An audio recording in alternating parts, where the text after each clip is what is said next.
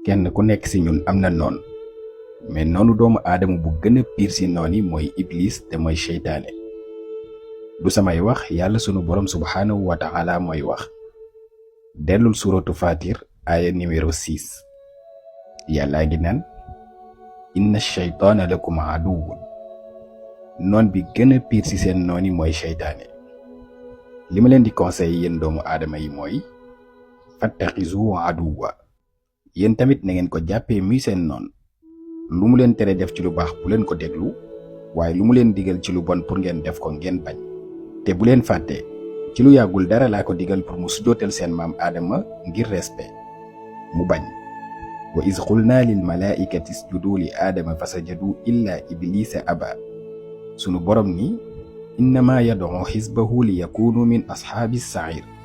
iblis si boppam xam na ni safara la jëm dafa nekk nag di dajale benn équipe boo xamante ni ñoo koy gunge foofu ca safara.